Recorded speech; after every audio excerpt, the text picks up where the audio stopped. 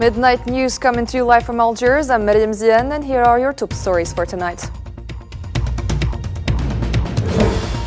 The Zionist occupation intensifies airstrikes as Gaza death toll climbs to more than 30,000.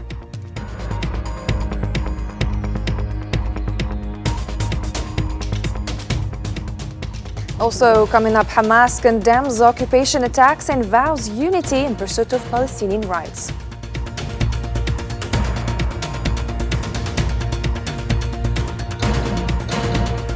Next, the UN Security Council unanimously adopts a draft press release on Gaza humanitarian crisis.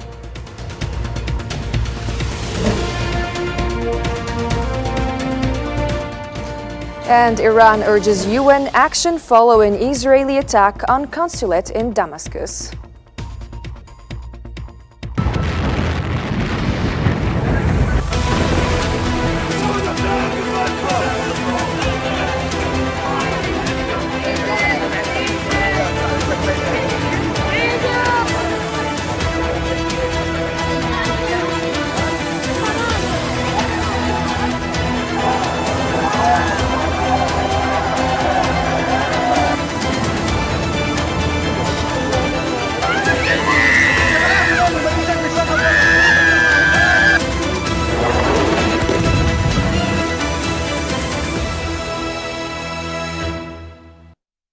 Hello and welcome again to the program. As 188 days have passed since the Zionist aggression on the Gaza Strip has started, Palestinian Ministry of Health in Gaza announced that the number of victims of the aggression has risen to 33,544 martyrs, and the occupation intensifies its airstrikes and artillery shelling on the center of the Strip.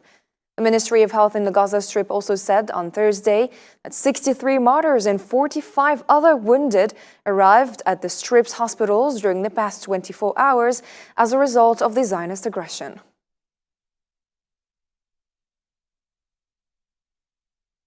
In the same context, 8 citizens were martyred and others were injured on Thursday in occupation bombing east of the city of Rafah, south of the Gaza Strip. Medical sources reported that 5 citizens were martyred as a result of the occupation aircraft that targeted a group of citizens in the vicinity of the Eastern Cemetery east of Rafah, and they were transferred to Abi Yusuf al-Najjar Hospital. The same sources added that 6 martyrs were killed and others sustained various injuries in the occupation bombing of Al Junaina neighborhood east of Rafah.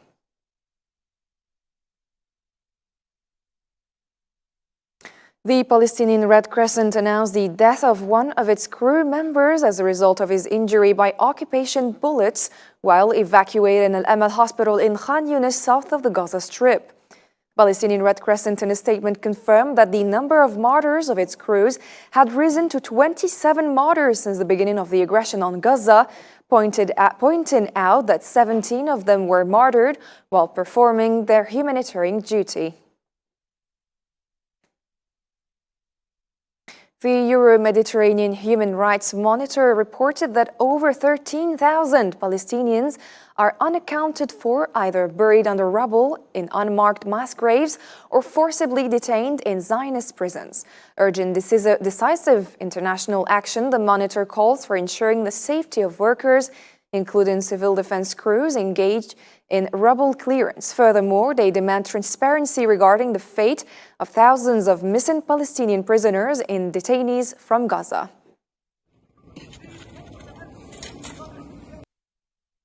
It is estimated that there are more than 13,000 Palestinians missing under the rubble, killed in random mass graves, or forcibly disappeared in Israeli prisons and detention centers, some of whom were killed inside them. We call for the formation of decisive international pressure on Israel to secure the work of people and crews working in removing these rubble, including civil defense crews, in addition to revealing the fate of thousands of missing Palestinian prisoners and detainees from the Gaza Strip. The Zionist military initiated on Thursday a surprise military operation in the central Gaza Strip led by 62nd Division, citing precise intelligence guidance. The Israeli army said in a statement that the operation includes airstrikes targeting sites both above and below ground in central Gaza.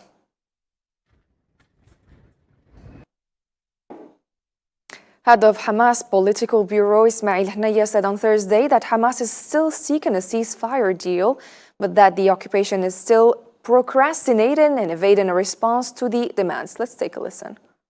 نحن نسعى إلى ذلك ولكن حتى هذه اللحظة We are seeking a deal, but until this moment, the Zionist enemy is still procrastinating and evading a response to the demands and offering what is requested to reach an agreement.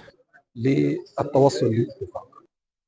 The Hamas Islamic Resistance Movement said that the Palestinian people, with all its components, are united for their right to freedom and return, stressing that the targeting by the occupation army of the movement's leaders, their sons and their families, are nothing but desperate attempts by a weak enemy which is terrified by the resistance strikes, bravery and precise ambushes.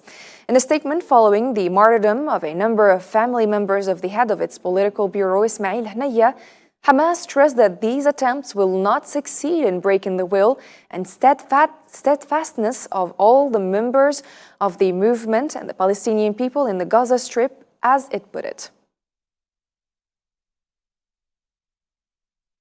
In a significant development, Hamas leader Ismail Haniyeh received a condolence call from Iranian President Ibrahim Raisi following the tragic loss of some of his family members in a Zionist airstrike.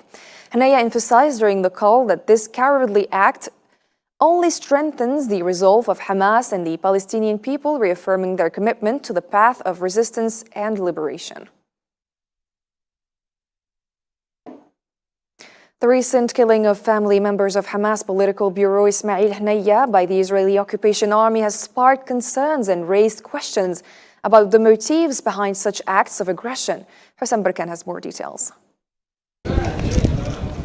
The deliberate targeting of Ismail Haniyeh's sons and grandchildren underscores the broader nature of the ongoing aggression against Gaza. Yet, it also prompts speculation about the underlying messages the occupation aims to convey. Is this a mere continuation of the relentless aggression against Gaza, or does it signal a strategic shift aimed at gaining leverage in negotiations? It is possible that this action is an attempt to sabotage the ongoing negotiations, out of the belief that targeting the sons of Commander Ismail Haniyeh will affect the path or the established Palestinian position of demanding an end to the aggression, the entry of equipment, reconstruction, and the Zionist withdrawal. According to Jamal Khalil also, such assassinations only strengthen the unity between resistant leaders and the Palestinian people, refuting the occupation's attempt to demonize Hamas leadership. In turn, Ismail Haniyeh denied his sons who were killed in the strike were fighters for the group, affirming that they were going on Eid Day to visit relatives. These claims are lies to justify this crime and massacre, and the Israeli occupation got used to go on with its crimes and massacres and even the genocidal war with lies and false versions. How can people, as they claim, that were heading to carry out an operation have their children with them? It makes no sense to the human mind. They were going on Eid Day to visit relatives, and as I said, they are killing so many indiscriminately from Rafah to Jenin. These massacres it committed in Gaza prove that these claims and stories are lies. Even Zionist media outlets like Haaretz have cast doubt on the occupation's claims, suggesting that while such assassinations may be viewed as a tactical victory, they don't alter the strategic landscape or weaken Palestinian negotiation positions. The targeting of resistance leaders' families may be seen as a ruthless tactic by the occupation, but it only reinforces the resolve of the Palestinian resistance and their unwavering commitment to justice and freedom for their people.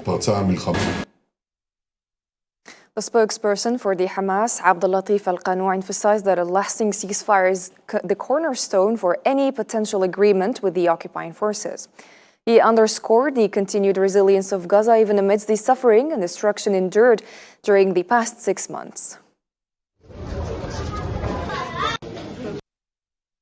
The ongoing genocide and starvation tactics employed by the Zionist occupation won't yield the victory it seeks. In response, Palestinian resistance has intensified, evident in the deployment of forces in Gaza streets and alleys, exemplified by Qassam rocket strike in Khan Yunis, The occupation's blatant disregard for international laws demand accountability. Key to any agreement is a lasting ceasefire and the unrestricted return of displaced persons, coupled with a complete withdrawal of occupation forces from Gaza. The Al-Quds Brigades, the military wing of the Islamic Jihad movement, published scenes of a Zionist quadcopter aircraft that it confirmed had controlled in the skies of the central governorate of the Gaza Strip. Let's take a listen. هو الزمان يدور ونحن ندور معه لنجد أنفسنا مجاهدي سرايا القدس نواجه هذا اللفيف وهذا الإفساد الذي جاء من أصقاع الأرض ليجد له مكانا على أرض لا أصل ولا جذور له فيها. شعبنا الفلسطيني الأبي، إن الله اختارنا سبحانه وتعالى لكي نكون أبناء الجيد وأبناء الاختيار الرباني العظيم لعباد له أولي بأس شديد لتأدية المهمة المقدسة والمسطرة بأحرف من نور في كتاب لا ريب فيه يتلى إلى يوم القيامة. شعبنا الفلسطيني الأبي، نتقدم إليكم بالتهنئة الحارة من سرايا القدس بمناسبة عيد الفطر المبارك. أعاده الله علينا وقد نصرنا الله عز وجل على هذا العدو المجرم بإذن الله تبارك وتعالى. ويسألونك متى هو؟ قل عسى أن يكون قريبا. On the initiative of Algeria, Guyana, and Slovenia, the United Nations Security Council unanimously adopted the draft press release addressing the plight of humanitarian workers and the looming threat of famine in the Gaza Strip.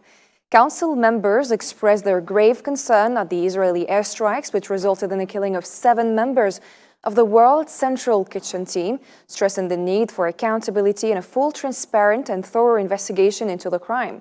They also emphasized the imperative of holding those responsible accountable. Furthermore, the Council urged for the immediate removal of all obstacles hindering the substantial delivery of humanitarian aid to the Gaza Strip, along with intensified efforts to provide essential relief to the population of Gaza. Russian Foreign Minister Sergei Lavrov and United Nations Coordinator for the Middle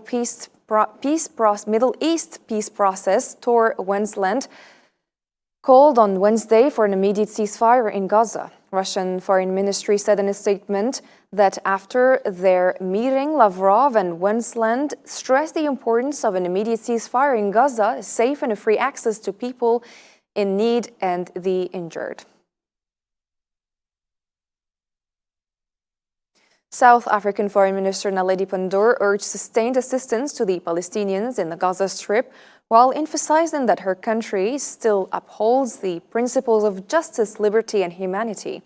Pandor also emphasized the necessity of changing the global system so that the Palestinians can exercise their rights while attending Eid al-Fitr celebrations in Johannesburg.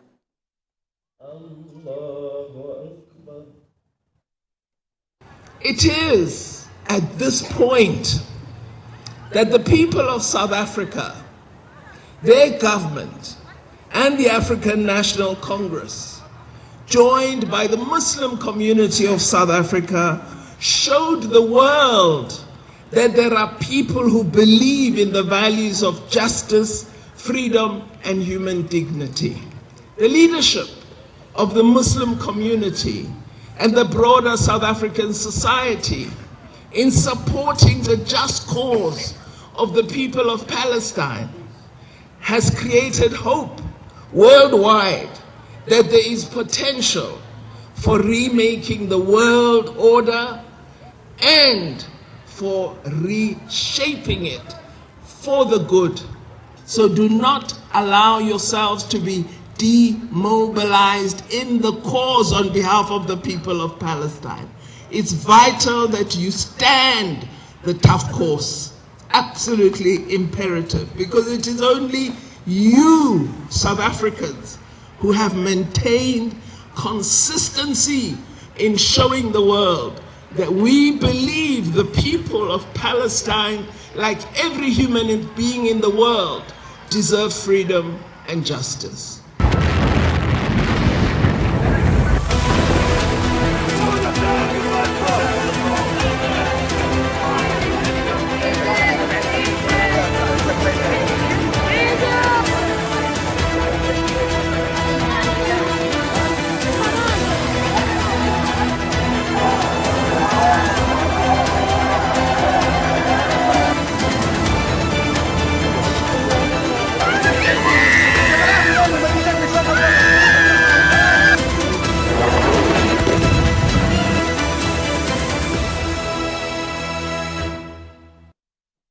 Iran's mission to the United Nations has emphasized the necessity of its country's response to the Israeli attack on its consulate in Damascus, highlighting that if the attack had been condemned by the Security Council, it might have been overlooked.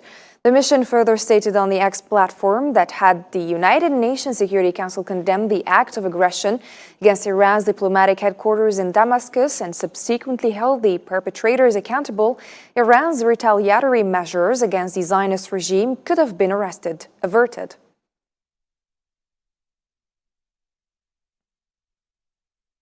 Germany's Foreign Minister Annalena Baerbock held a telephone conversation on Thursday with her Iranian counterpart Hossein Amir Abdullahian to discuss the tensions in the Middle East. The German Foreign Ministry in a statement confirmed that Baerbock called for all sides to act responsibly and exercise restraint in the phone conversation with Amir Abdullahian. These days, all diplomatic telephone lines are running hot to prevent a regional escalation in the Middle East. Nobody should add fuel to the fire now. No one can have any interest in conflagration with completely enforceable consequences. All players in the region are called upon to act responsibly and exercise restraint. With this in mind, I also spoke to my Iranian counterpart today. The Kremlin called for all countries in the Middle East to show restraint and prevent the region slipping into chaos on Thursday. Kremlin spokesman Dmitry Peskov said there had been no request for Russia to mediate between Israel and Iran, though Peskov said the Israeli strike on the Iranian consulate in Damascus was a violation of all the principles of international law. We obviously call on all countries in the region to exercise restraint. You know that we condemn the airstrike on the Iranian embassy compound is the violation of all the principles of international law. Now it's very important for everyone to maintain restraint so as not to lead to complete destabilization of the situation in the region, which is not stable and predictable anyway. Deputy representative of the Algerian permanent mission to the United Nations has said that Algeria expresses once again its concern over the deteriorating humanitarian situation caused by the war in Ukraine. Speaking during a session at the UN Security Council devoted to Ukraine, the Algerian representative stressed the necessity to pool efforts to put an end to this crisis. Let's take a listen. Algeria reiterates its concern at the continuing deterioration of the humanitarian situation caused by the Ukrainian crisis, in view of the increasing loss of civilian lives, the continued suffering of the population, including millions of refugees and internally displaced persons, and the destruction of vital civilian infrastructure. It is important and urgent that we work closely together and intensify our collective diplomatic efforts to put an end to this crisis without discrimination in addressing human suffering. European Union lawmakers approved on Wednesday a major revamp of the bloc's migration laws, hoping to end years of division over how to manage the entry of thousands of people without authorization and deprive the far right of a vote-winning campaign issue ahead of June elections. The 27 EU member countries must now endorse the reform package, possibly in a vote in late April before it can take effect. Nabil Khazini. This wooden boat sailing through the Mediterranean is one of many which carry migrants seeking to reach Europe, while 37 made it to the last journey after being rescued by the Italian Coast Guard. 9 of them were killed and 15 are feared missing. Migration is currently one of the most hotly discussed issues in the political debate in Europe. On Wednesday, sweeping changes to the EU's migration laws have been passed in a knife-edge series of votes in the European Parliament. The new rules to handle irregular arrivals of asylum seekers and migrants to the European Union are seen as everything-changing policies. The rules will change everything and will change everything from the very beginning when a person will enter the EU irregularly to file an asylum application. The rules that govern the processing of the application itself will change. More persons will be subject to border procedures at the EU's external borders, but also there will be changes to the rules governing the reception of asylum seekers. So what their longer term prospects are in the EU, how member states will support their integration within member states. The new measures end 8 years of deadlock over repeated efforts to tighten up border management and asylum processes in the European bloc. EU countries say the move would fast-track asylum procedures at the European Union's border, impose tough new screening systems, and expel people who do not qualify for international protection to their countries. When looking at the long-term implementation of these rules, there is a lot of uncertainty. The system which is about to be set in place is also very complex, and so there is also a concern that in this context member states will do what they can in order to reduce irregular arrivals, to not overburden their national asylum and reception system. So there is also a prospect where we will see more of what we have already seen in the past years, so more partnership with third countries in order to reduce arrivals and then also return persons who don't have the right to stay in the EU. While the EU's Executive Commission and heads of states have portrayed the deal as a breakthrough, human rights groups have said the reforms will put people seeking refuge in the EU at risk. The US is seeking to pull its Indo-Pacific allies closer to counter China in a first-ever trilateral summit that comes amid an escalating diplomatic row and recent maritime run-ins between China and the Philippines. Marwa Bilaiwar provides more details. Tensions in the South China Sea are running high amid numerous incidents. US President Joe Biden decides to host a defense summit with the leaders of Japan and the Philippines in a meeting that aims, according to the White House, to counter growing Chinese assertiveness in the disputed South China Sea. A great deal of history in our world will be written in the Indo-Pacific over the coming years. And the three allies, three steadfast partners, and three proud democracies representing 500 million people, today we commit to writing that story in the future together. To building the Indo-Pacific that is free, open, prosperous, and secure for all. Experts suggest this first-ever trilateral summit risk further ratcheting up tensions in the Pacific. Hundreds of Filipino activists marched along the streets of Manila protesting against the summit and denouncing President Marcos for using the Philippines' assertion of sovereignty in the South China Sea to promote the geopolitical agenda of the US. The trilateral summit will lead to the installation of foreign military bases, intensified foreign military build-up, and it will also lead to the escalation of conflict in the West Philippine Sea and in Asia Pacific. We are being used as pawns by the Americans. They are bringing their military here through the 9 Enhanced Defense Cooperation Agreement bases, which they are planning to increase to 22. They are concentrating their machinery here. Their bombs aircrafts all focused on China. What does this mean? This will bring danger to the Philippines and make us a target. While the ambitions of the US, Japan, and the Philippines may seem well calculated, experts suggest that this so-called trilateral cooperation faces the imminent risk of falling apart, as they have a daunting task of balancing military efforts with diplomatic overtures needed to keep tensions with China in check. Prime Minister? China has repeatedly warned against a Cold War mentality that divides the world into rival blocs, though the US maintains that it does not seek conflict with China. The 2023 wildfire season in Europe was among the worst in the century, according to a European Commission report published on Wednesday. Last year, more than 500,000 hectares was scorched by wildfires, according to a report on forest fires in Europe, Middle East, and North Africa by the Commission's Joint Research Center.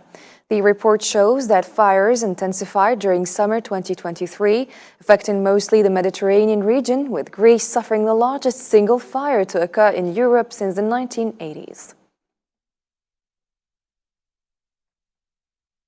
That was it for tonight's edition. Thank you very much for watching. If you missed any part of it, you can check it on our social media platform. Thank you for now. Bye-bye.